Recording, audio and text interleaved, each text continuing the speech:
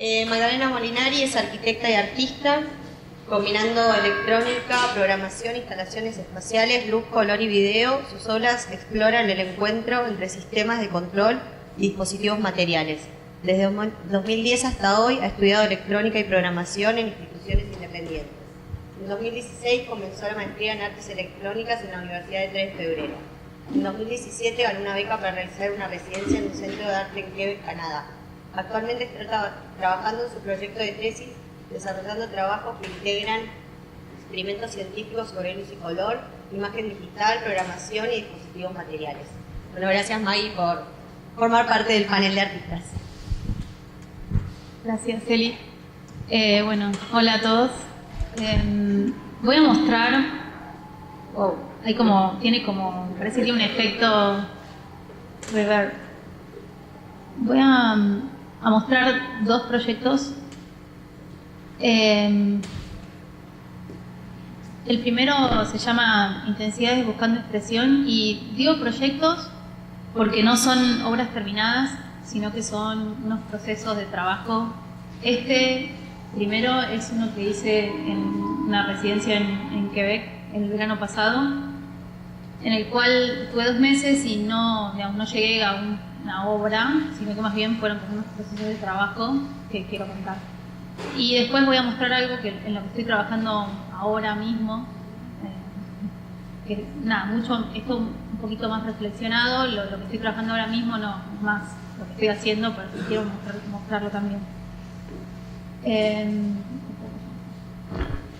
Bueno, la idea es, voy a mostrar un proceso que tiene 3 partes que llamo modulaciones, tomando la idea de este concepto de lo que llama modulaciones Gilles Deleuze en el libro El pintor del concepto de diagrama, que son unas clases que él da sobre, analiza pinturas desde la filosofía, como qué le puede dar la pintura a la filosofía.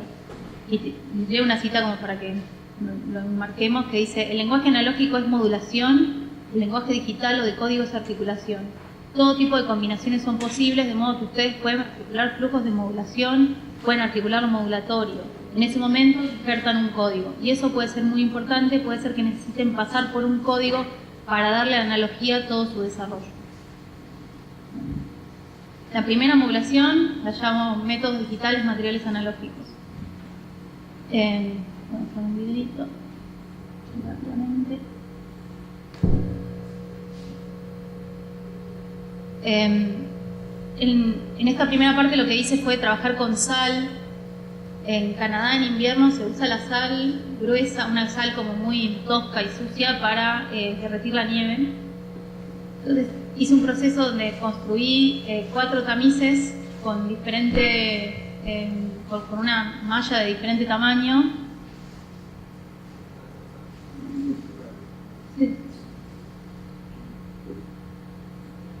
Con una malla de diferente tamaño, y lo que hacía era filtraba los diferentes tamaños de granos hasta conseguir 4 resoluciones. Yo lo llamo que es un proceso, es un método para mí digital, porque tiene que ver con la selección con una selección de píxeles, por ejemplo, que puede hacer un programa. Y la sensación que da para mí es de algo que estaba muy desordenado, de golpe está ordenado. Y es muy interesante también ver cómo empieza a haber como una similitud entre las partes, que en realidad no son todas iguales, ¿no? O sea, igualmente, aunque tengan un tamaño parecido, o sea, sus dimensiones globales no pasan por un cuadrado, en eso tienen algo en común, pero igual las formas que se generan son infinitas. Y eso por ahí en el caos del principio no lo podemos ver claramente, pero acá, cuando está filtrado, se puede ver claramente, como un proceso de ordenamiento que nos permite ver eso. La segunda modulación la llamo generación de superficies. Y en esta parte trabajé con imágenes de snowbanks, que son la nieve que cuando nieva queda como en los costados de los caminos, cuando pasan las máquinas que limpian la calle para que pasen los autos, y también las veredas, quedan como esta nieve acumulada al costado de los caminos, o también en los estacionamientos que se forman hasta montañas. A mí no me interesaba mucho la escala, pero hice un trabajo fotográfico buscando como topografías, digamos, sin importar, no tienen como sensación de escala. Está deforme. Es porque tengo que hacer esto, ¿no? Oh. Bueno, va a estar después. Después se los muestro con la forma correcta a los que les interese. Bueno, no se ve tan bien ahí, acá se ven muchos más grises, digamos, y muchas más sombras. Pero las voy a pasar algunas imágenes.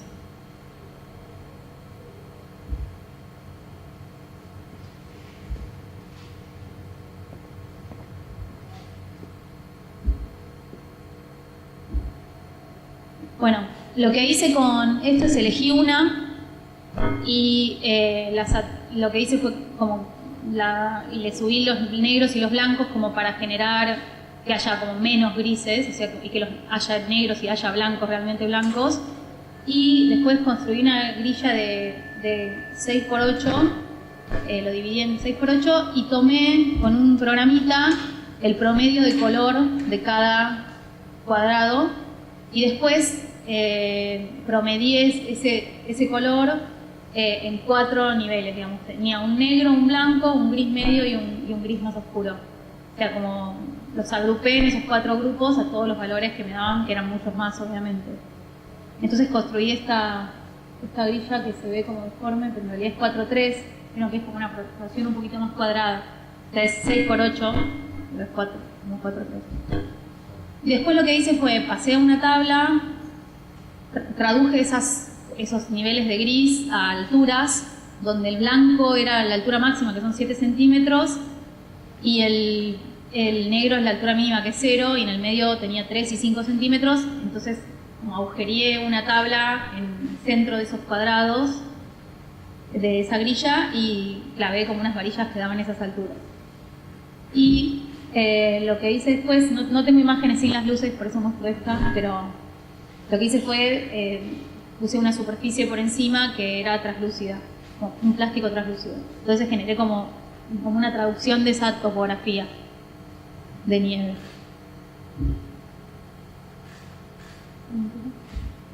Ahora viene la luz en realidad. La modulación 3 la llamo entre luz e imagen digital. Construí sobre esa misma tabla una grilla de píxel LED, que son unos LEDs que tienen dirección, por lo cual se les puede como pasar una imagen.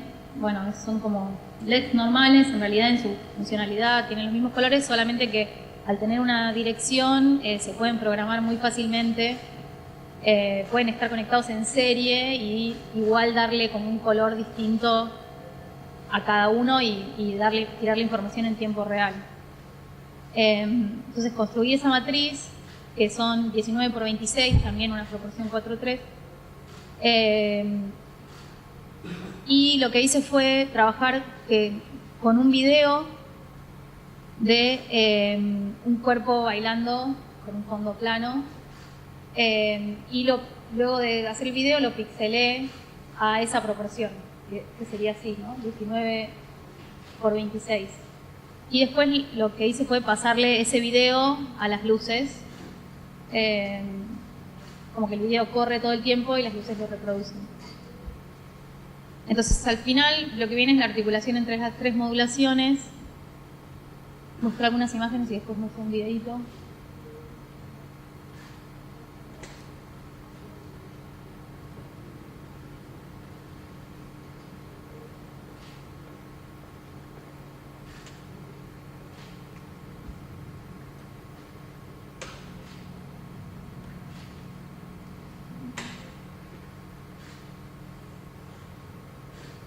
¿Cómo era para que se vea bien?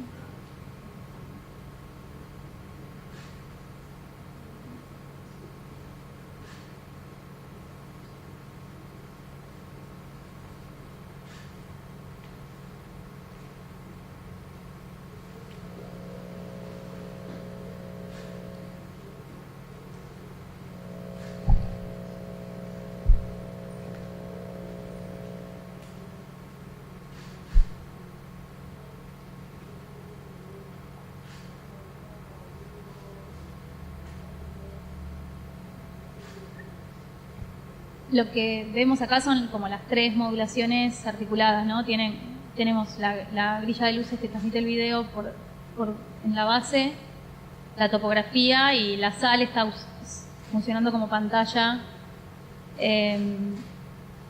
Y para mí algo interesante que surgió del trabajo de articularlas es estos picos. Los picos se empezaron a relacionar entre sí, formando como vínculos entre ellos y unas figuras distintas según como el peso de la sal y la relación de distancia entre las alturas, ¿no? Como que había dos picos muy altos, la sal no llegaba como a tapar el espacio entre ellos, entonces se formaba como una superficie.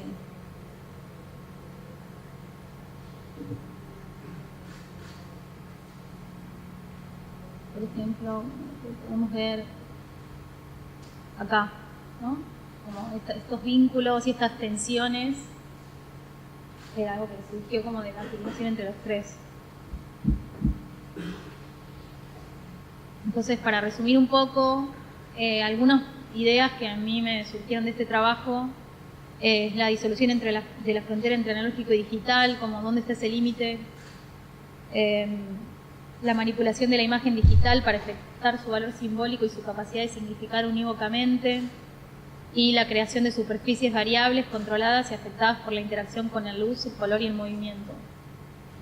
Y en definitiva, estas cosas son como estrategias, o todo este procedimiento son estrategias para generación de sistemas complejos, que es un poco mi objetivo.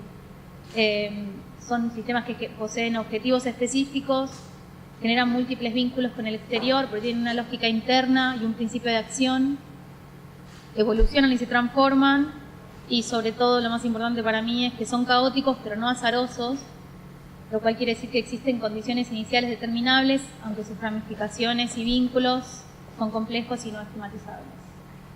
Esas ideas como para que queden. ¿Tengo para mostrar una cosita más?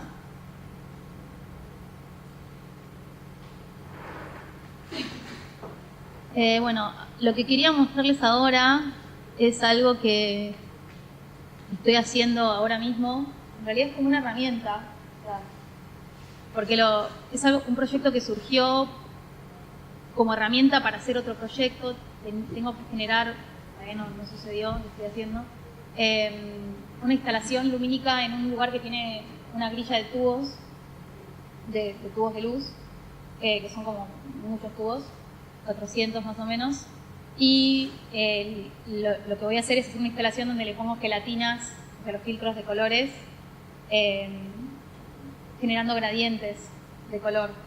Entonces, para generar esos gradientes empecé a armar como algunas reglas, porque es un espacio muy grande. Entonces empecé a trabajar con un Excel en el cual ponía como una celda, en realidad son 3 celdas por tubo, que son el RGB de cada tubo, digamos. Y el esquema base es este, en el cual tenemos en el medio el rojo saturado, o sea, en la línea media los colores saturados del círculo cromático y las mezclas del círculo de la luz, ¿no? O sea, el cromático lumínico, no del pigmento. Entonces tenemos el rojo, el RGB, y en el medio las mezclas, y en las puntas está el cian. Esto es porque el rojo es el color como que tenía que estar, o sea, era un requerimiento que el rojo esté en el centro. Entonces por eso empiezo como del rojo, podría ser el del medio otro. Y después hacia arriba los colores se van a negro y hacia abajo se van a blanco. Hasta acá sería algo muy simple de hacer con Photoshop, ¿no? Como que elegís los colores, haces un gradiente que lo hace, ya está. Pero mi idea era como poder desarrollar una herramienta que sirva para modificar estos colores, ¿no? Como para, por ejemplo, que ese rojo no sea un rojo puro, sino que tenga un poquito de otros colores, un poco de azul, o no sé, etcétera. Como poder, primero eso, ¿no? Como mantener el arco iris, pero cambiar un poco esos colores, como que tenga puntos de control donde yo pueda modificar. Y segundo, también podría ser que hubiera más puntos de control, ¿no? En este caso está armado así. Entonces les voy a mostrar. Espero que no me traicione. Es muy en proceso.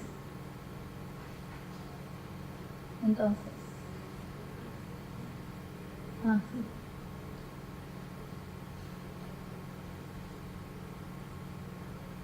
A ver cómo se ve. Se ve cortado. Bueno, ahí lo vemos Pero yo podría sacarlos. Ahí lo vemos como el gradiente totalmente. Tiene como unas líneas arriba y abajo, ¿no? Esperen que les voy a. Denme un segundo que les saco esto. Esto es en vivo.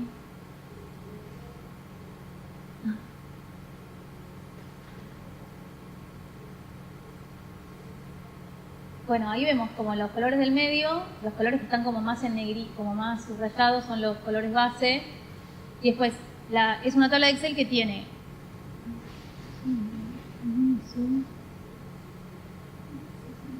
ahí tiene programado, o sea, si yo hago mucho zoom, lo voy a hacer. Lo que vemos es que hay valores, como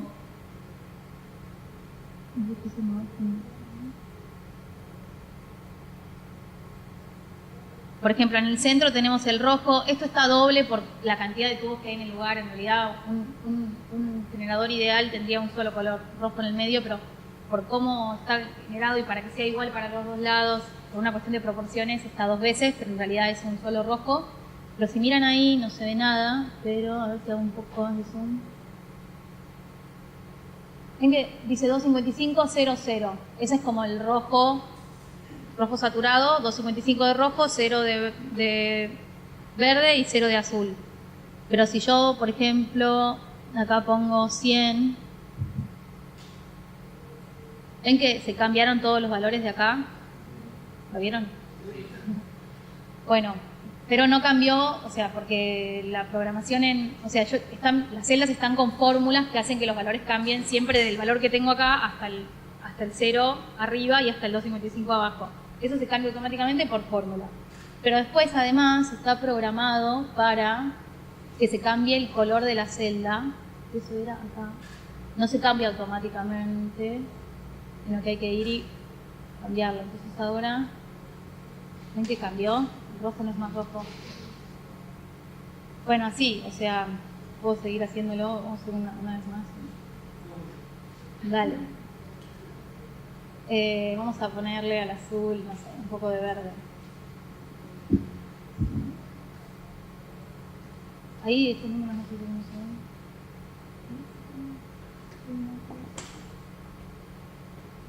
ven. Ahí no se cambió, o sea que está mal la fórmula. Ah, no, porque esto está mal la fórmula. Ahí puedes hacer control de errores también.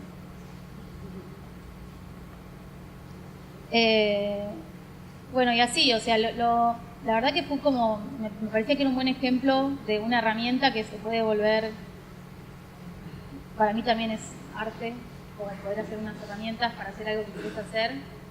De hecho, podría modificarse muchas cosas también. Por ejemplo, los valores los únicos valores fijos que son números son estos, los centrales, los demás son fórmulas, y arriba, por ejemplo, acá abajo son números también, pero podría ser que yo no quiera que se vaya a blanco, sino que todos los colores vayan a verde, no sé.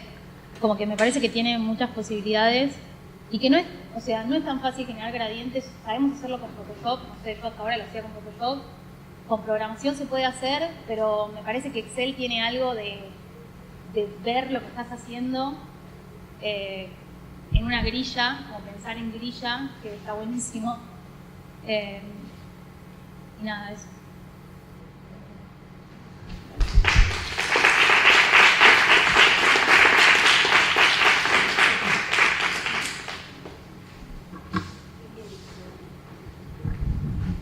Bueno, Gabriel Rudd es especialista en lógica y técnica de la forma y diseñador de imagen y sonido de la UBA.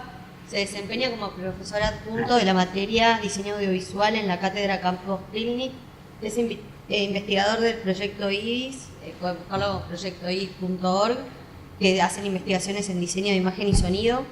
Durante los últimos años obtuvo diversos premios y becas, entre los cuales se destacan mención en Arcitec, Arte Tecnológico en 2017, la beca del Fondo Nacional de las Artes en la especialidad Medios Audiovisuales 2015, el primer premio de adquisición del Salón Nacional en la categoría Nuevos Soportes e Instalaciones en 2013. Su obra ha sido exhibida en numerosas instituciones y eventos en la Argentina y el extranjero, como el Museo de Arte Moderno, el Palais de Glass, el Centro Cultural San Martín, Tecnópolis, el Espacio de Itaú Cultural, BAD Festival en España, Metropolitan Art Review en Alemania, la Caixa Forum en España, y el Museo de Arte Carrillo Gil en México, Sonar Buenos Aires, entre otros. Gracias, Gaby. No, gracias a vos y gracias a todos por venir. Es terrible que te lean el currículum, es un bajón. Bueno, les voy a mostrar, es terrible, que ahora te entiendo. Cuando ves imágenes que son muy conocidas, un poco estiradas. No, puse revertir al final, A ver, para un toque, a ver, perdón, solución de pantalla.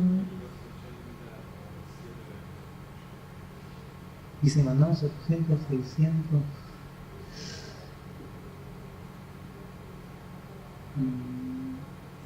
No. Bueno, nada, vamos a ver. Imagínenselo todo. Uy, pero. Bueno, la idea, yo me tomé en serio lo de hacer el recorrido, pero voy a medio recortar algunas cosas que tienen que ver con colaboraciones o trabajos o algún tipo de obra que parte más de cosas que no tienen tanto que ver quizás con el arte como más institucional, no como videos o presentaciones en vivo, video en tiempo real y todo eso. Voy a arrancar dejando cierto vínculo con las obras tuyas. Unas cosas que estaba haciendo en el 2010, también muy fascinado o preocupado por esta cuestión del paisaje y su dificultad de acceder a conocer una escala cuando tenés un cierto valor de aproximación. Y había empezado a explorar un software que se llama Bryce, que es también muy, digamos, primitivo, que fue de los primeros en generar una interfase muy intuitiva para el usuario y permitía, a partir de ciertas variables, generar territorios y terrenos, ¿no? Todas estas imágenes que ustedes quizás conocen de los comienzos del 3D, medio New Age, casi como el equivalente del que pinta aerógrafo en la costa en Villa Gesell, ¿no? Como toda esa cosa medio de ensueño, era un software que justamente los que lo usaban tenían que ver con eso, casi hobbyistas, ¿no? Gente que venía más de ese palo. Y a mí me interesó una particularidad de ese software, que era un sistema de elevación de imágenes bitmap, o sea, de imágenes en JPG o en TIFF, imágenes fotográficas, y la capacidad de traducir eso a volumen. Entonces, básicamente, como el trabajo que mostraba ella, lo que era más claro, información blanca, se transformaba en elevación y lo más oscuro en depresión. Y en base a utilizar una computadora de un artista para la que yo trabajaba, que tenía una Mac gigante, qué sé yo iba y medio en mis horas de trabajo cargaba archivos y los dejaba una semana procesando para después ir al otro día que volvía a trabajar, recibía archivos que no sé, tampoco eran muchos, eran 4000 por 4000 píxeles, pero que era imposible de renderear en tiempo real en mi computadora. Entonces, medio con esos procesos empecé a renderar imágenes de mucha resolución para lo que era en el 2010 una imagen y generar paisajes a partir de imágenes escaneadas de pequeñas manchas, o sea que había una primera parte digamos analógica de manchar una hoja con tinta, escanearla y después utilizar ciertos parámetros, o sea, o fórmulas paramétricas del Bryce. Una se llamaba Erode, generaba como una simulación de erosión. Otra era Sawtooth, algo así como dientes de sable. Entonces era como, digamos, vos movías parámetros que tenían cierta cuestión intuitiva y en base a eso generé estos territorios que después imprimí y que mostré en una galería que se llamaba La Ira de Dios. Y en este caso también había pensado cierta cuestión que después abandoné completamente, que era cierto pensamiento sobre el mercado del arte en base a lo digital. Entonces, básicamente estas obras estaban a la venta, pero en realidad lo que estaba a la venta no era el print de esta copia, sino algo que estaba ahí en el costado, que no le saqué una foto, pero es un pendrive de aluminio metido en un bloque de acrílico, y la idea es que el que compraba la obra en realidad se estaba llevando la copia y el dominio, la exclusividad y la explotación de uso de un territorio virtual, que no estaba medido en kilómetros ni en metros, sino en cantidad de polígonos. Entonces me hice certificar por un escribano que esa era la única copia, y de hecho me lo tomé muy en serio de destruir del disco rígido la copia del archivo objetual del modelo 3D, y el coleccionista se llevaba una especie de escritura de la propiedad de un espacio digital. Básicamente igual no lo compró nadie, a nadie le interesó, y a mí también me dejó de interesar de que quizás mis obras tengan este diálogo con, digamos, con el mercado del arte, en 2010, o sea, pasaron muchos años. Otra obra que también se relaciona bastante a lo que mostrabas, está hecha con un procedimiento similar. En este caso ya había empezado a dominar estos parámetros, logrando cosas que se asemejaban mucho más a territorios vistos desde una perspectiva satelital. Y acá lo que generé es una impresión y una capa de color que tenía información también de la dirección de la luz en función de la hora del día. Entonces básicamente era una obra que tenía una duración de un ciclo de 24 horas en loop, y básicamente era la proyección de la información de color, de iluminación, de la posición del sol en una transición muy mínima, digamos, para ver que se estaba moviendo tenías que quedarte una hora, digamos, era muy imperceptible este cambio, y estaba coordinado con la hora del día de Buenos Aires. Esta obra la mostramos en una muestra colectiva, y lo bueno que tuvo era un lugar llamado Fundación Itaú, que todavía estaba en una esquina, ahora es un lugar de cajeros automáticos, y como era vidriado permitía que vos podías pasar las 24 horas del día y constatar de que la obra estaba en funcionamiento y estaba con esta relación con el tiempo real. Pero básicamente era eso, era una impresión en papel que tenía la información de blanco y negro y una superposición de una proyección en 4K que tenía la información de color. Bueno, después empecé a trabajar algo que en algún punto marcó el rumbo y sigue siendo el tipo de obra que estoy haciendo hasta el día de hoy, y tiene que ver con algo que al principio lo ponía entre comillas o le daba 1000 vueltas, pero que finalmente me decidí a llamarlo esculturas. Son, digamos, prácticas escultóricas con medios, digamos, no tangibles. Básicamente uso una tableta Wacom, o usaba en ese momento, y partía como de una esfera, y en base a donde yo generaba una pincelada podía generar concavidades y convexidades, y en base a eso modular o modelar una figura. Entonces en una primera parte era generar estas piezas, y en una segunda parte materializarlas en imagen fija o en video. Me interesó también mucho no pasar a la impresión o la materialización volumétrica, sino como que estas piezas existen en esta virtualidad y son asequibles o visibles a partir de fotos o videos, ¿no? Algo que también me pasaba con mi propio consumo cultural, artístico en cuanto a esculturas. O sea, muchas esculturas yo las conozco por imágenes de internet o de libros, y yo creo que la Victoria de Samotracia o grandes esculturas, mi percepción de la obra, a pesar de no tener que ver con verla o estar ahí, cumple, digamos, cierto rol. Entonces esta idea de que la escultura tiene que estar atada a la existencia material es algo que en algún punto medio involuntariamente pongo en cuestión. No porque me interese la polémica, yo hago esto, pero me parece que a veces toca un poco esas cosas. Entonces les quiero mostrar alguna materialización de esto en movimiento. Otro caso de exposición tiene que ver con, le puse títulos piezas para pantallas cóncavas. Me cuestan bastante los títulos y trato de poner títulos como si fuera un arqueólogo que encuentra una pieza y trata de ser lo más descriptivo posible, o como pasaba con la pintura, es como bodegón con jarra y naranjas. O sea, tratar de que el título sea lo más descriptivo posible. Entonces en este caso se me están acabando, ¿no? Piezas, objetos, como busco ahí sinónimos que no den cuenta de definirlos, porque básicamente nada, son piezas no figurativas y justamente no tienen una voluntad de representación. Siempre lo que pasa cuando entro en interacción con público, gente que lo ve, enseguida aparece esta ansiedad o esta voluntad de encontrar cosas. Dice, yo veo una semilla, veo un alien o veo un cerebro, lo cual son lecturas básicas, pero justamente mi trabajo tiene que ver con esquivar todo tipo de figuración. Enseguida que yo estoy haciendo un agujero por acá, otro por acá, y empieza a aparecer una carita, mi trabajo es justamente esquivar ese momento en donde empieza a remitir. Pero tampoco esquivarlo tanto, porque hay un momento en donde, como ser humano, hay ciertas formas que te causan como más empatía que otras.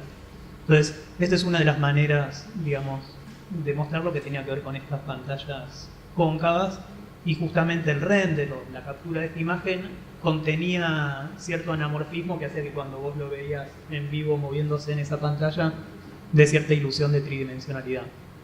Bueno, en cuanto a lo fotográfico, es una muestra que hicimos con Celina ahí en Espacio Pla.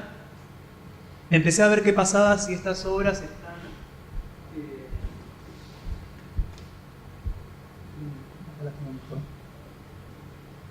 ¿Qué pasaba si estas obras están con cierto tratamiento ya propio de la fotografía? Y en ese sentido empecé a utilizar una profundidad de campo muy acotada, ¿no? Como hay partes que están desenfocadas y partes en foco, pero esa distancia es como muy mínima.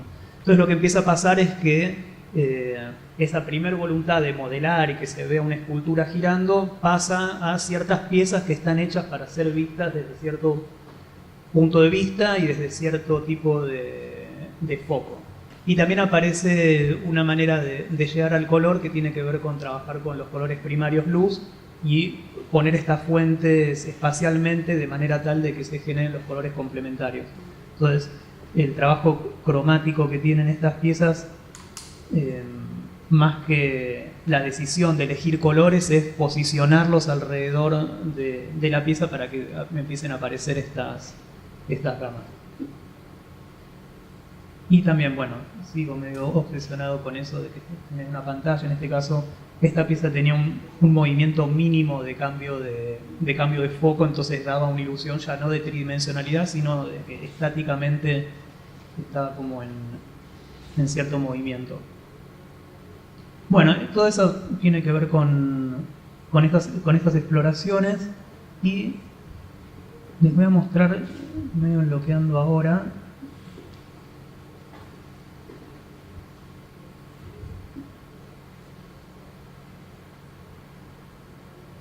no, pero antes de llegar a eso, vamos a aprovechar que se quedó Diego Alberti. Les voy a mostrar una obra que hicimos en conjunto con Diego Alberti, que se llama Anamorfos, y que básicamente más que una obra empezó siendo la voluntad de generar un software. A ver dónde lo tengo.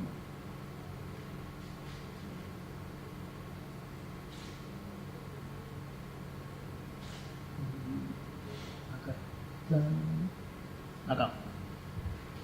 Bueno, básicamente a partir de estar trabajando con estas figuras y con la tableta Wacom, nos asociamos con Diego en empezar a pensar una interfase que involucre el cuerpo. Entonces, a partir de ahí, él estaba explorando con un sensor de la cámara Kinect, y surgió la idea de ver qué pasaba si sensábamos la posición de las manos, y a partir del movimiento de las manos se genera una especie de blob con la trayectoria que fue recorrida.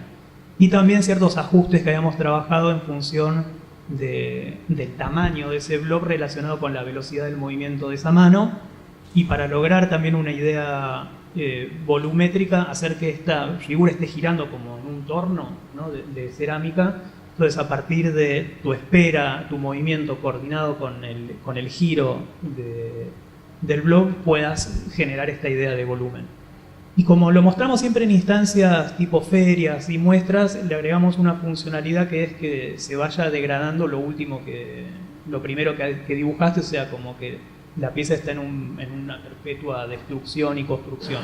Entonces eso lo que permitía es que, más allá de un usuario único, iban entrando las distintas personas, iban, digamos, jugando con la pieza y generando como estos blobs. Lo que pasó fue que tecnológicamente fue quedando, digamos, de cierto punto de vista, cierta obsolescencia, ¿no?, de la pieza. Y también lo que pasaba es que el tipo de movimientos o configuraciones que se lograban con esta herramienta tenían mucho que ver con la capacidad, la destreza física de que lo estaba usando, ¿no? Realmente cuando venían personas que eran performers o bailarinas, lograban resultados mucho más interesantes que la persona que jugaba y generaba movimientos, digamos, muy básicos. Ahí estoy yo tratando de hacer algo, y en algunos momentos en donde me quedé solo con la pieza y que esto, logré como construir algunas cosas, y había un plan de seguir sacando versiones en donde uno pueda congelar ese estado de cosas y exportarlo, y a partir de ahí sí que funcione como una herramienta de modelado. Bueno, lo que estoy trabajando ahora tiene que ver con este tipo de modelado en entorno de realidad virtual.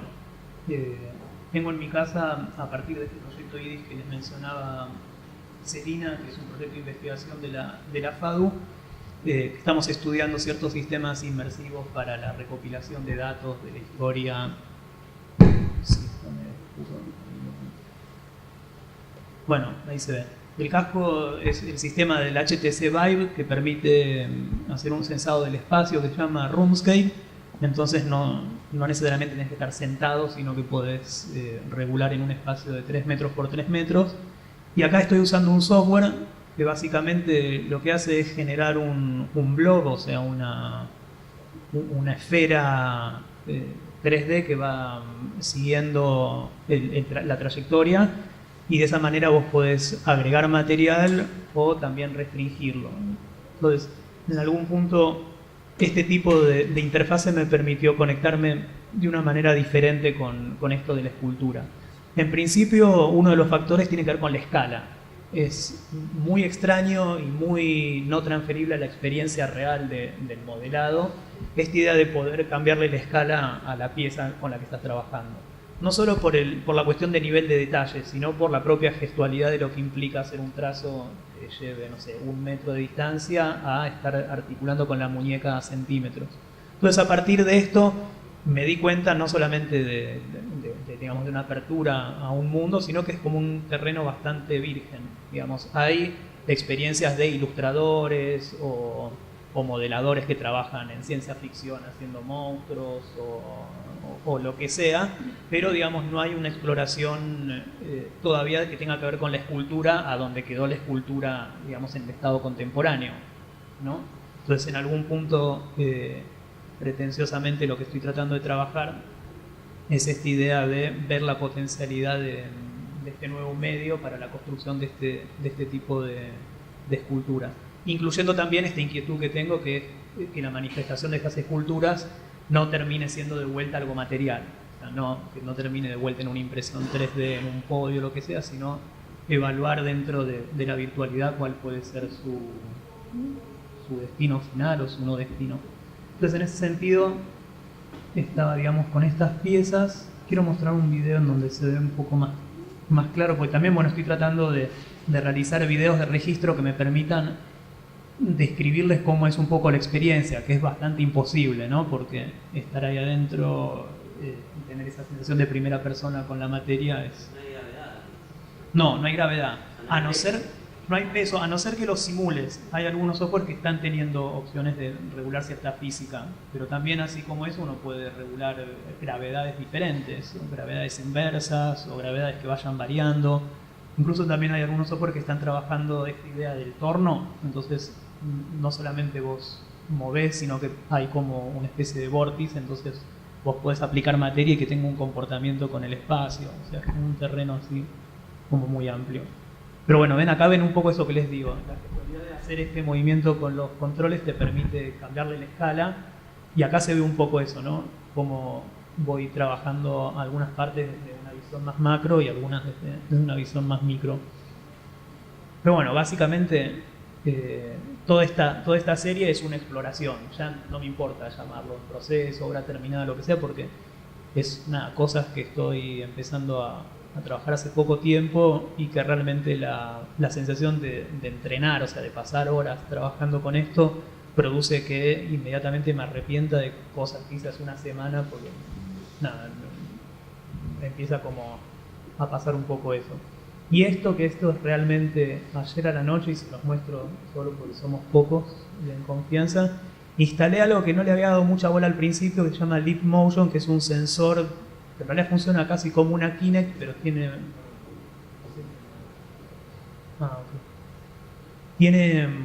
está especializado en capturar el movimiento de dedos. O sea, no solamente sensa, digamos, una mano, sino que sensa cada uno de los dedos. Entonces, lo que están viendo acá es, bueno, todavía el sensor apoyado en una mesa y el sistema de calibración propio del Leap. O sea, esto no modelé nada, no están viendo nada propio, sino una visualización de cómo está funcionando este aparato. Y acá... Ven, básicamente es una cámara estéreo y está generando un punto de traqueo de cada uno de los dedos. Bueno, acá ya el sensor está puesto en el casco, en donde estarían, digamos, mis ojos, y lo que está viendo es una especie de primera persona, y ahí se ven, digamos, las estelas de los dedos. Estaba testeando eso, qué nivel de resolución tiene y qué nivel de capacidad. Y a partir de esto, bueno, esto es como se ve, digamos, la superposición real de mis manos y los huesos que genera el Leapmotion.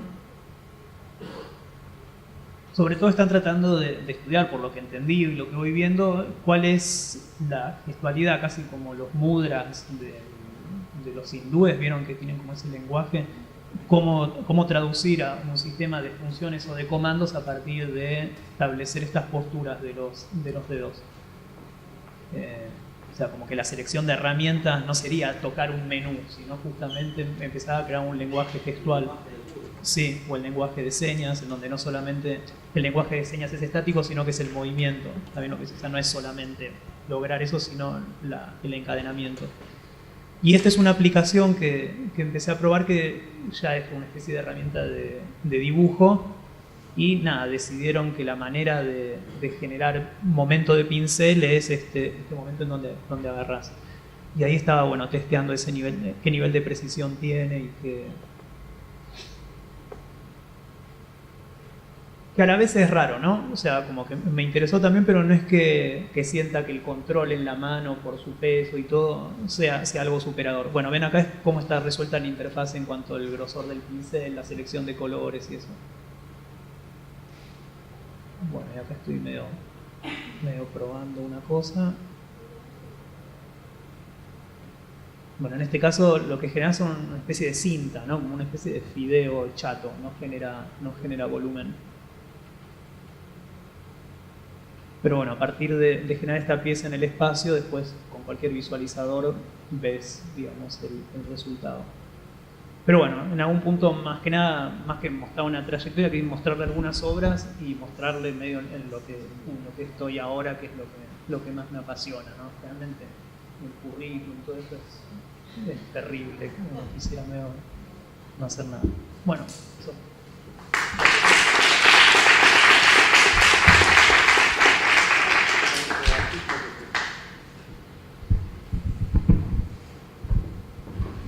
Bueno, ya quedan dos. Uno más digital que el otro. Vamos a cerrar con Hernán Soriano, que también es el que más se despega de los artistas que hemos representado de la galería, el que más se despega de este mundo digital electrónico. Bueno, Leonardo Solás, para los que estuvieron en la charla pasada, perdonen que repetimos la bio, pero bueno. Leonardo Solás estudió filosofía en la Universidad de Buenos Aires, es programador, diseñador y artista autodidacta. Su trabajo se desarrolla en torno a diversos usos críticos de la tecnología y la programación. Trabaja con instalaciones interactivas, redes sociales, juegos, objetos producidos a mano, imagen digital y video. Es profesor en la maestría en diseño interactivo de la FADU y en la licenciatura en artes electrónicas de la UNTREF. Como artista ha participado en numerosas exposiciones nacionales e internacionales y recibió el premio IBM Media Art Award en Alemania, el premio Mamba, Fundación Telefónica en Argentina, y realizó una residencia Arco Madrid del Fondo Nacional de las Artes, entre otras distinciones. También desarrolla una reflexión sobre las condiciones de la producción artística en nuestros tiempos por medio de la docencia y la escritura. Gracias, Leo. Bueno, encima la vi 2 veces, definitivamente demasiado.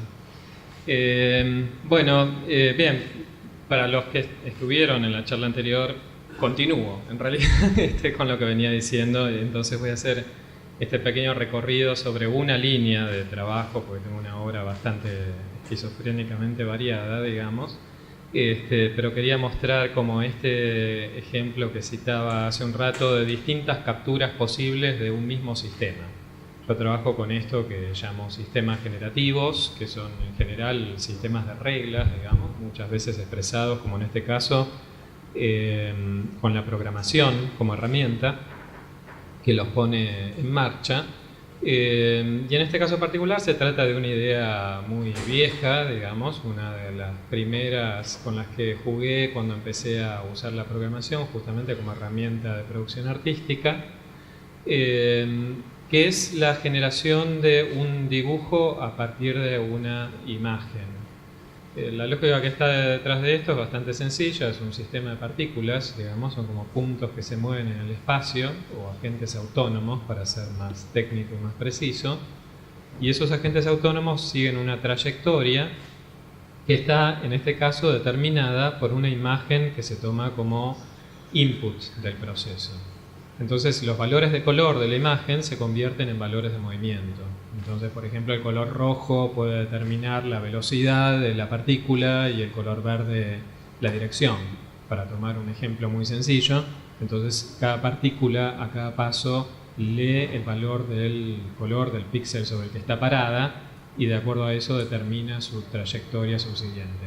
Entonces lo que resulta de eso es un dibujo lineal, que tiene alguna relación, más o menos a veces más figurativa, a veces más abstracta, con esa imagen que se utilizó como input. Bueno, no sé si la cosa técnica se llegó a entender, pero en todo caso no importa demasiado.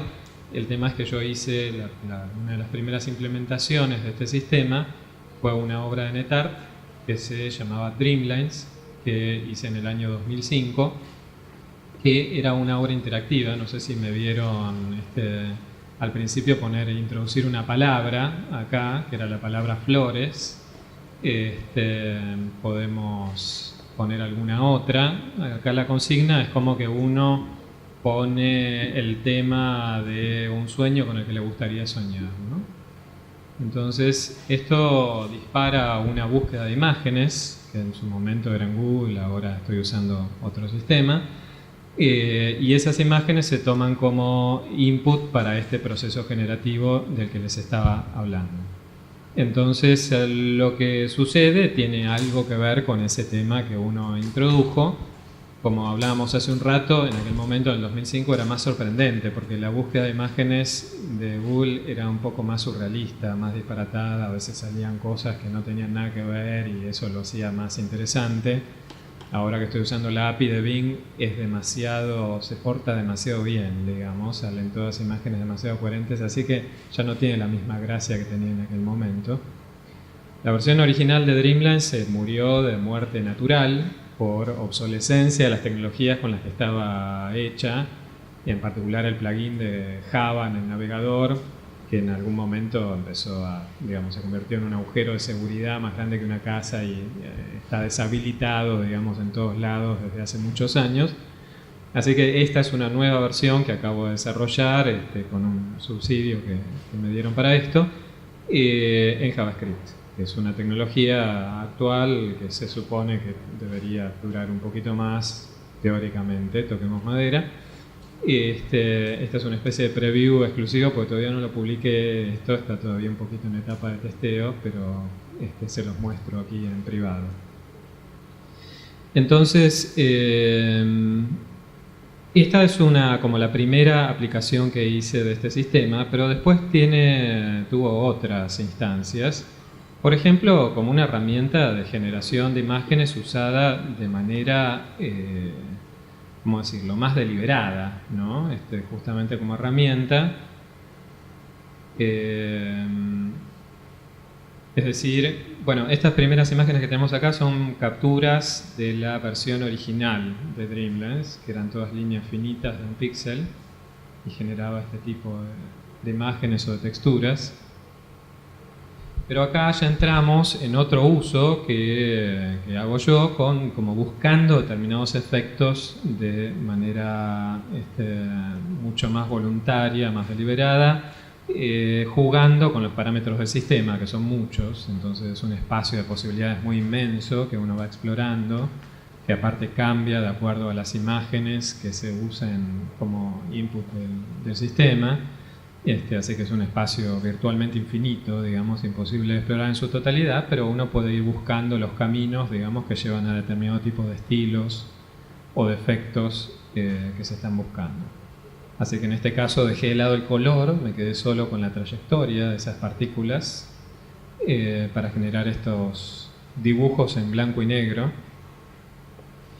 Y en alguna otra serie, como esta, ahí sí me apropié del color. Estas están todas generadas a partir de fotos de flores. Esta serie se llama Sentidos de Atracción. Entonces es quedarse con algo de esas fotos de flores, en este caso con los colores y con cierta estructura general, pero de manera bastante abstraída, digamos, donde ya las flores no se distinguen en general, no se sabe que están ahí. Entonces puedo mostrarles rápidamente cómo es esta versión de herramientas de Dreamlines. No sé si acá, a ver si me va a entrar en la resolución de pantalla esto. Vamos a ver qué tal anda.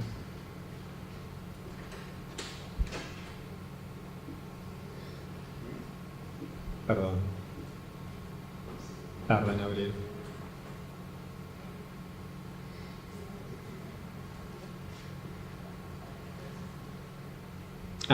Bueno, es una buena sugerencia.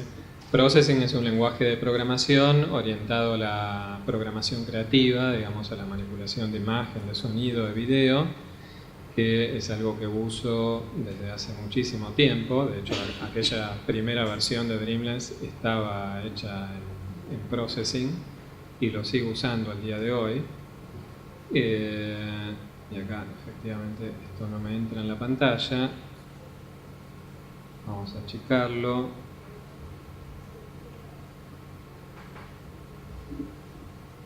Este es el código de la aplicación, ¿no? Lo que ustedes están viendo.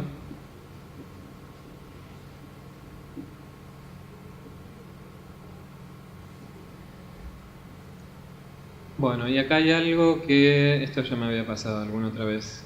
Hay otra ventana que no se cayó afuera de la pantalla porque la resolución de estos projects es muy chica, entonces la posición original quedó... Es una paleta de controles que pueden ver acá en chiquitito, pero no la puedo traer de vuelta, no la puedo arrastrar porque está en este momento por fuera del límite de la pantalla.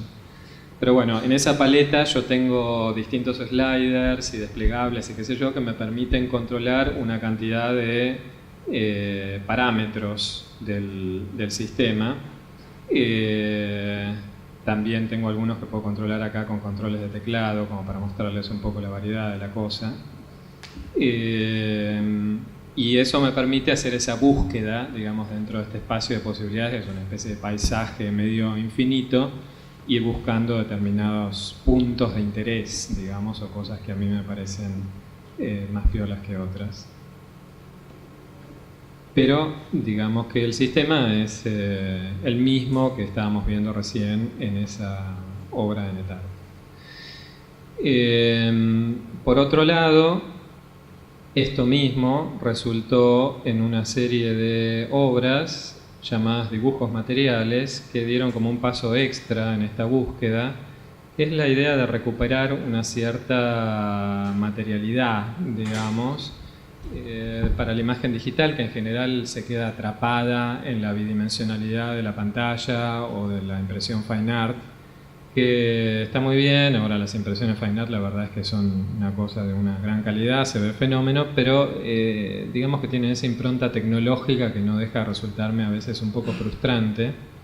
Entonces se me ocurrió hacer esta cosa, que es una especie de ironía o de cargada sobre esta popularidad que vivimos actualmente de la impresión 3D. Es una especie de impresión 3D hecha a mano, ¿no? Entonces el truco que está en juego acá es que un proyector me va proyectando un dibujo como estos que genera Dreamlines, línea por línea, sobre un papel o sobre un canvas, y yo voy por detrás con una jeringa que tiene una pasta de moldeo, depositando esa pasta, generando estos relieves, estas acumulaciones que ustedes ven acá. Esta otra serie que viene ahora tiene un poquito que ver, se llama Articulaciones, y tiene una lógica parecida, pero en este caso es una construcción hecha a mano a partir de piecitas siempre iguales de foam board. Estas dos series formaron parte de una muestra en Espacio Pla el año pasado, que se llamó La voz de la máquina, y el sentido de ese título era un poco esta idea de, bueno, de ponerse uno como humano al servicio de la máquina, ¿no? A las órdenes de la máquina, como una especie de dispositivo de output, tracción a sangre, digamos, como invirtiendo la relación de poder habitual, o por lo menos lo que se supone que es la relación de poder habitual, que las máquinas son nuestras herramientas para hacer lo que nosotros nos proponemos, ¿no? Acá era un diseño generativo creado por un programa y a su vez yo me estaba poniendo al servicio de ese diseño para materializarlo de manera artesanal. Bien. Y por último les voy a mostrar otro proyecto que es de este año, que ya no, digamos, la lógica del sistema acá es un poquito diferente, es otro tipo de proceso, pero también es un tratamiento digital de imagen que parte de unas instalaciones interactivas que hice en la muestra Plascode en 2016, que se llama en general, como la serie de obras, se llama Ejercicios de Demora, y tiene que ver con tomar un input de video, ir quedándose con lo que se mueve en cada cuadro del video y haciendo todo lo demás transparente, con lo cual quedan representadas las cosas que se mueven, ¿no? Lo que cambia de un cuadro al otro, como digamos las trayectorias de las cosas que se mueven. Esto que ustedes están viendo acá son una serie de imágenes generadas a partir de videos capturados en la ciudad de Valparaíso, donde estuve haciendo una residencia en julio y agosto de este año, con la consigna, por un lado, de trabajar sobre el territorio, es decir, de tomar a la ciudad misma de Valparaíso como tema, y por otro lado, con la consigna de producir grabados, de hacer una interfaz con el mundo del grabado, porque mi residencia transcurrió en un lugar que se dedica al grabado, que es un taller de grabado que se llama Casa Plan, en el centro de Valparaíso. Y me invitaron, sabiendo que yo no tenía la menor idea de grabado, digamos que nunca había hecho nada en mi vida con eso, para tratar de encontrar o generar un cruce entre lo mío, que es la imagen digital, y la técnica tradicional del grabado con sus cientos de años de historia, digamos. Entonces, estas capturas que ven acá son de una parte de la muestra que resultó de esa experiencia, que son unos videos, ¿no?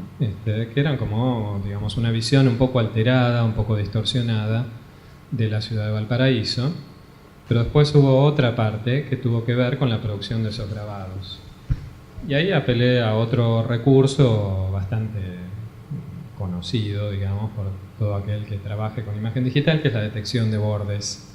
Entonces, en este caso el proceso es un poco parecido, son varios frames de un video que se van quedando acumulados, pero lo que se superpone son los bordes, digamos, de los frames sucesivos, que producen este efecto. Como verán, siempre todo lo que hago tiende a llevar las cosas un poco para el lado de la abstracción o hacia un límite un poco ambiguo entre lo figurativo y lo abstracto.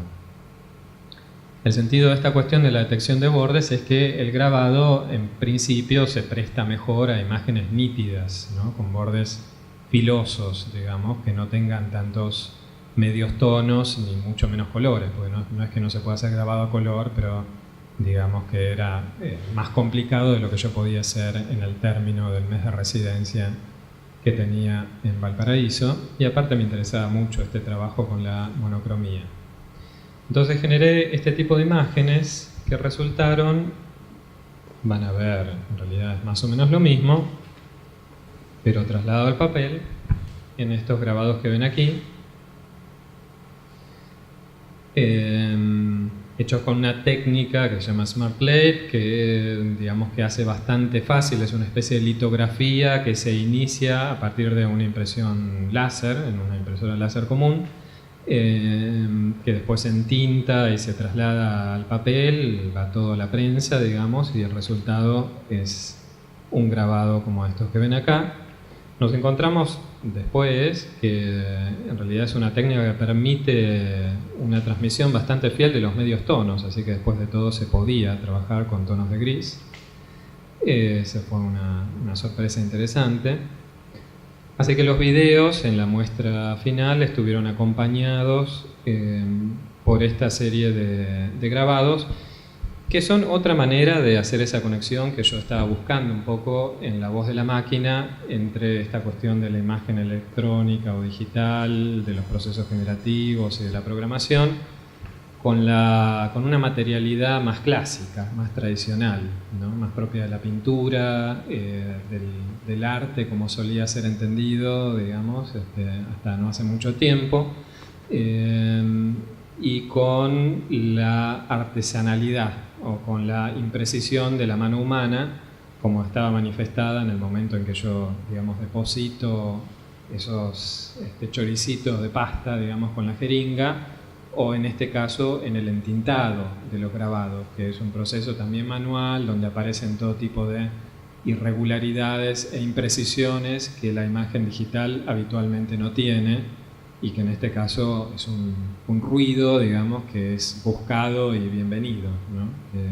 Que interesa, así como el grano, el papel, digamos, un montón de cosas que aparecen en este traslado de la virtualidad de lo digital a la presencia física o material de la obra. Entonces, ese es uno de los juegos o de las cuestiones que me interesa pensar en cuanto a la relación entre esta cosa que no sabíamos cómo llamar hoy más temprano, de artes electrónicas o digitales o lo que fuere, y la tradición del arte en general, que pasa con la obra como objeto, con la presencia física de ese objeto que tiene un lugar y un tiempo determinados, que tiene una sensualidad particular, digamos, que muchas veces queda un poco extraviada cuando la obra queda atrapada en la virtualidad o en la pantalla, ¿no? Así que, bien, creo que eso es todo.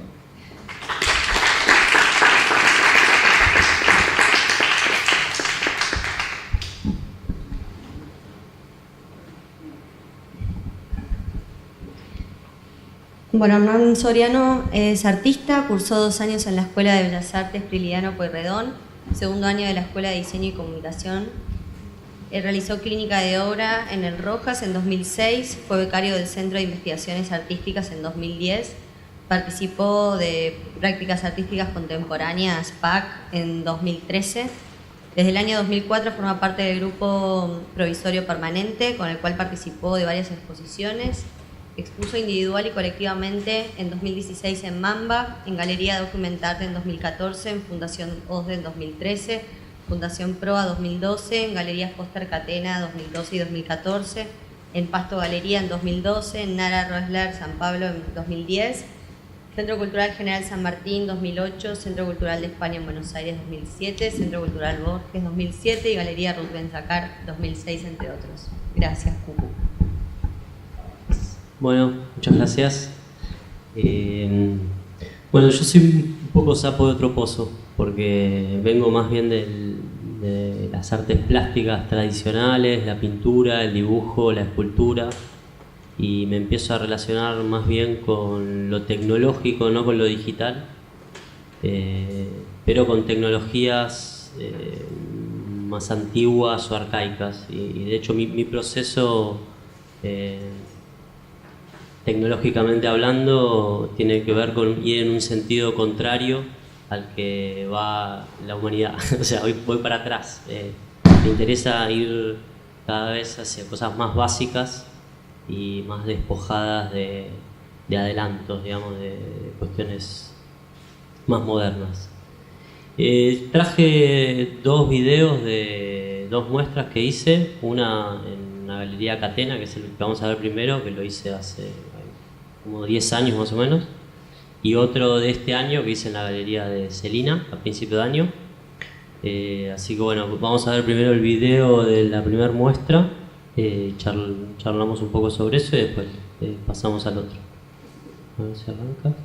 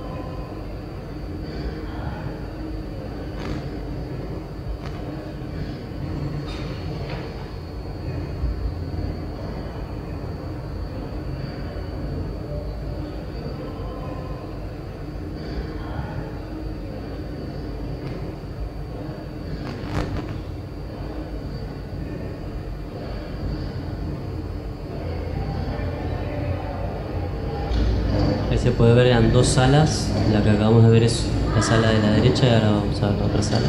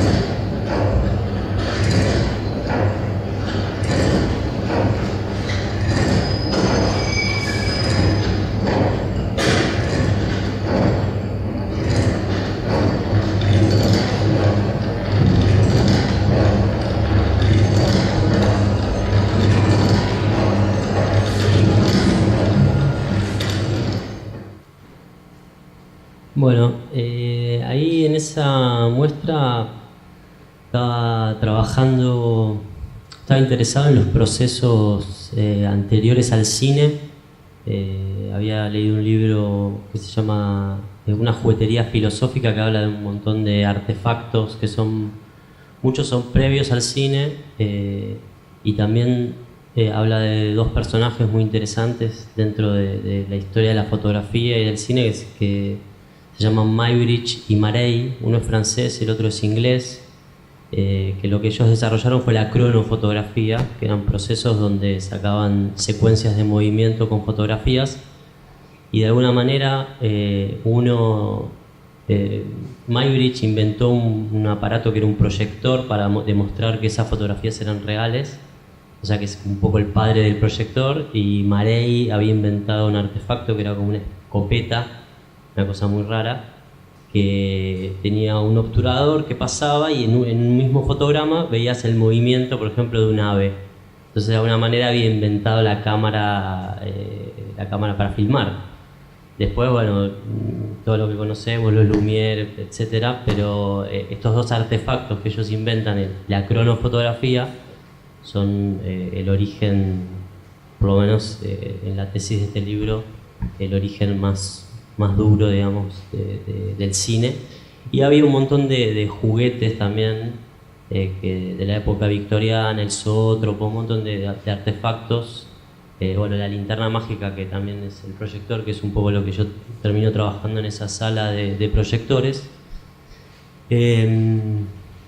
Bueno, un poco con respecto a mi interés con la tecnología y a esta muestra en particular y a cosas que trabajé después, tiene que ver un poco con la idea de, a mí me interesa cuando el fenómeno se ve, es evidente, pero la magia existe igual. Que justamente para mí es un poco todo lo contrario a lo digital, o por lo menos desde mi punto de vista, porque yo no entiendo nada de lo digital. Entonces para mí es como una caja cerrada que no me permite, o sea, no sé programar, no sé nada de cómo funcionan las cosas digitalmente. Entonces siento que eso, como que no puedo acceder a entender los fenómenos y los mecanismos que articulan todo lo que vemos y a lo que estamos tan acostumbrados hoy en día. En cambio, los fenómenos físicos más básicos para mí encierran como algo mágico que tiene que ver justamente con esta idea. Vos tenés una lupa, tenés una luz, una imagen translúcida y una lupa, y eso se proyecta en una pared y eso es mágico. O sea, sencillamente eso, ya es mágico. Bueno, entonces en esta muestra trabajé un poco esas cuestiones con respecto a lo visual y a la proyección de imágenes y el dibujo también en otras posibilidades, ¿no? Más lumínico. Había algunos trabajos que eran como unos acrílicos rayados con luz de canto, que es algo que se utiliza, ese cartel de salida que está ahí tiene esa misma tecnología, es muy básico. Se proyecta la luz y rebota en la línea y se ilumina, digamos. Bueno, eso con respecto a eso fue hace, bueno, ahí decía 2012, así que hace 6 años. Y después, por otro lado, aparte de estos artefactos más visuales, digamos, tengo todo un trabajo que tiene que ver con el sonido. Y ahí también sigo en los procesos analógicos. Me encontré en algún momento con un micrófono que se llama micrófono de contacto, que es una cosa también muy básica, que es como una pastilla que tiene cuarzo, y el cuarzo tiene una cualidad increíble, que es que traduce, si alguien sabe un poco más me corrige, pero de alguna manera traduce una vibración en electricidad o electricidad en una vibración. Entonces ese fenómeno va para un lado o para el otro. Vos podés hacer con un piezo eléctrico un parlantito de una tarjeta de sonido que existían antes. Podés hacer un artefacto para cortar, o podés hacer un micrófono que funciona solo por contacto. Bueno, este micrófono de contacto es muy fiel y amplifica mucho, y yo empecé a desarrollar un montón de artefactos e instrumentos con esta tecnología piezoeléctrico, y esta es la muestra que hice, lo de Celi.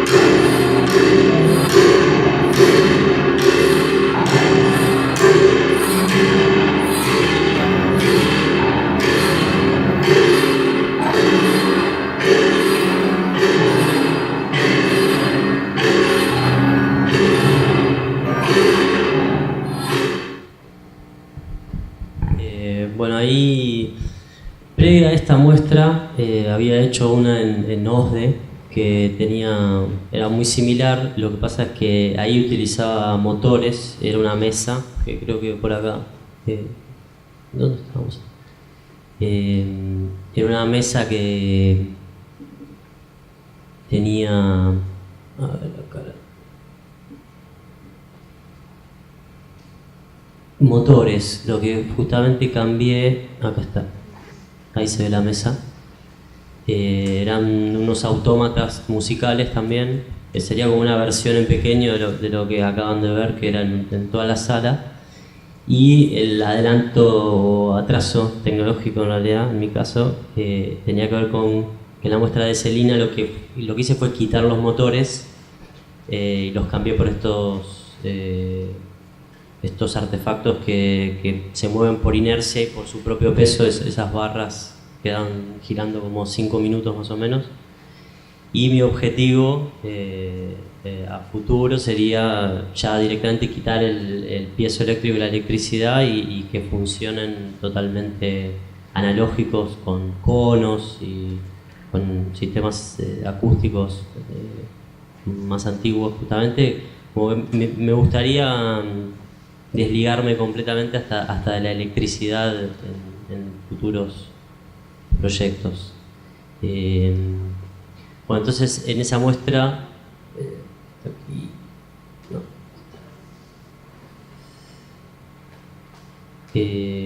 Bueno, eso se llamó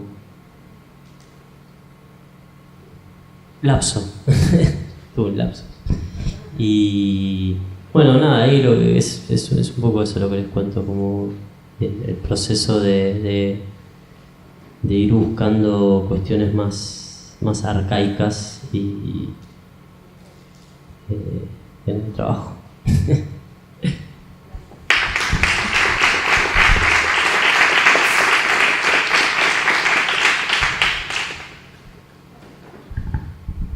Bueno, tomamos un descansito. No sé si alguien quiere hacer alguna pregunta a alguno de los artistas, generar un diálogo, o descansamos y tenemos un diálogo más informal y en un ratito va a tocar Mateo Amaral. No sé si alguien quiere hacer alguna intervención.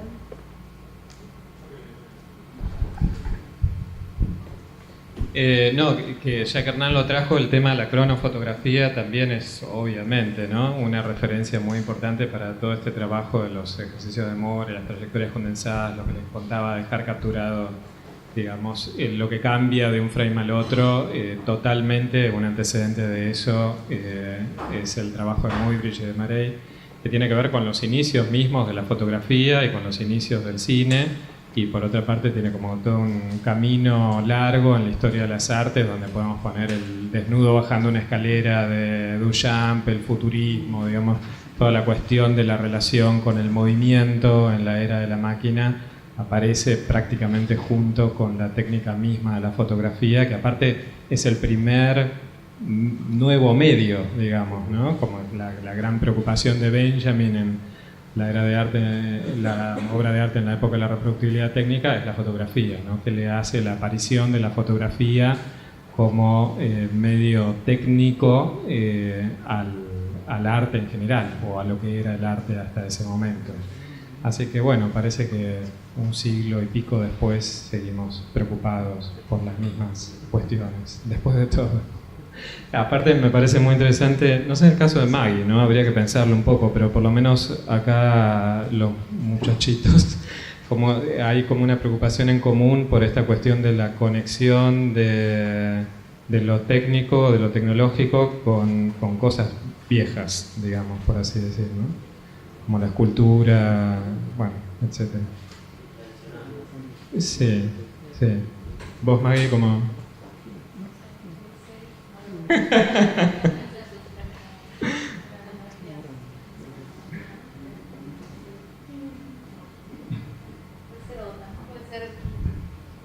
Por lo menos yo lo que encuentro en común, y cuando veía eso de las imágenes, de lo que hacías con la lupa y ese movimiento, me encuentro en esta preocupación por la imagen, ¿no?, y como de construir la imagen, como esta idea de lo visual que no es... se puede como desarmar, que no es extremadamente figurativo, sino que es visual, es como una sensación, ¿no?, como un aroma puede ser una sensación y no tengo que preguntarme exactamente qué es lo que estoy oliendo, qué componentes tiene, esta idea de lo visual como sensación me parece que también está, ¿no? Como sensación sin proyectar una imagen de algo que ya viste antes, sin figuración, digamos, sí, como me parece que hay una búsqueda así, y en tu caso por ahí también desde lo sonoro, como, o sea, esas cosas que vos decís que están como tan a la vista, pero de golpe suenan de maneras que no sé si te las esperás.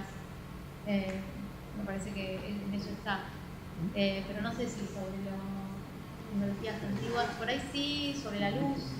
Yo tengo como mucha inquietud sobre la luz y cómo está hecha la luz, y en eso tipo llego a algo primitivo, ¿no? De composición de la luz y descomposición, de física de la luz. Sí, bueno, lo de la baja resolución tiene que ver con esto de estudiar la imagen, y creo que en la baja resolución es una estrategia para quitarle sentido, como solo ver el color, forma y movimiento.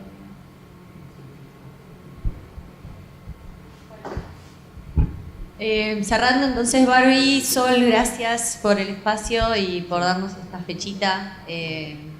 A los artistas, al grupo que estaba antes, Malena Souto, Guillermo Bunicki, y a Mateo Amaral, que va a estar cerrando la fecha de hoy. Y a todos ustedes, gracias por venir.